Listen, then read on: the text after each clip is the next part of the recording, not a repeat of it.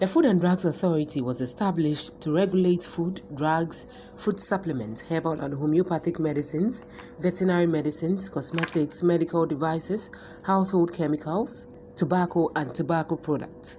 The FDA's legal mandate is found in Part 6 of the Tobacco Control Measures, Part 7 of the Food and Drugs, and Part 8 Clinical Trials of the Public Health Act, Act 851 of 2012. The objective of the authority is to provide and enforce standards for the sale of foods, herbal medicines, cosmetics, drugs, medical devices, and household chemical substances. The Drug Laboratory at the Center for Laboratory Services and Research (CLSR) of the Food and Drugs Authority has been awarded a WHO Pre-Qualified Quality Control Laboratory status.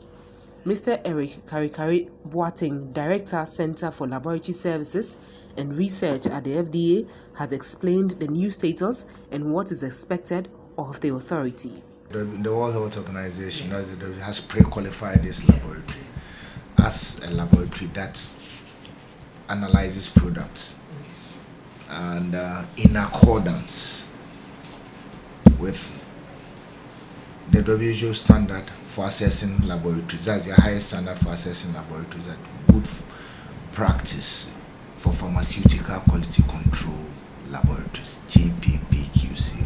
FDA is now the only food and drugs regulatory agency within the Ecowas sub-region to be recognized internationally as a competent institution that can test medicines and medical products under World Health Organization auspices, and the results of the test will henceforth become acceptable to all countries.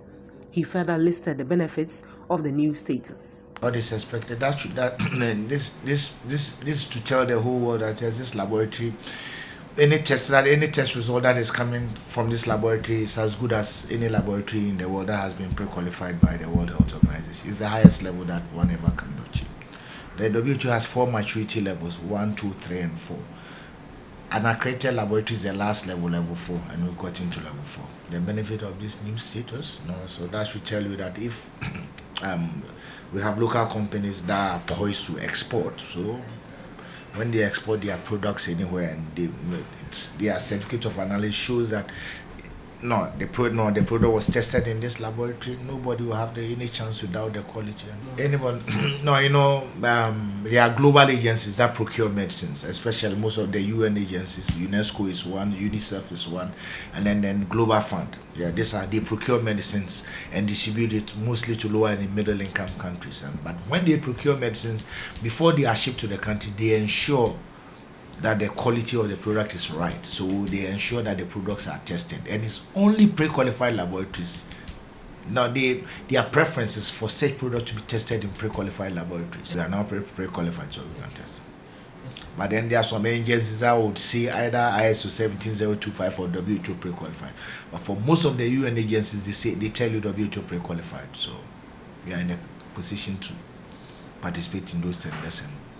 Meanwhile, the lab will support national vaccine manufacturing agenda and ensure access to quality, safe and efficacious medicines and vaccines for the nation and the African continent, as well as benefits pharmaceutical companies under the African Continental Free Trade Area. On issues concerning COVID-19 tests, Mr. Eric Karikari Boateng urged all citizens who are yet to take the dose to do so, having trust in the FDA to always bring quality drugs and vaccines onto the Ghanaian market. All types of medicines, including vaccines. COVID-19 vaccines were tested here. Moderna, Pfizer, those are the mRNA vaccines. Johnson & Johnson, that's the 26. AstraZeneca. If I'm not mistaken, our denominator is 22 million, about almost close to 50%. That's 11 have taken the almost the full doses, and I think more than that have taken the single shot. How many deaths have we recorded? Have we encountered in this country? I'm saying how many? Or have you heard that people have taken the vaccine? Yeah, there might be some few reactions here and there, but have you heard of any disaster?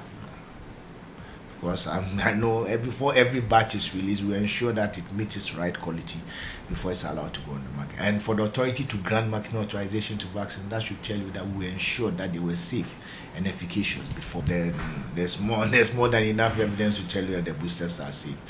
Because these are new vaccines we've not been studied for long, but it's clear that after a time the antibody titers start waning.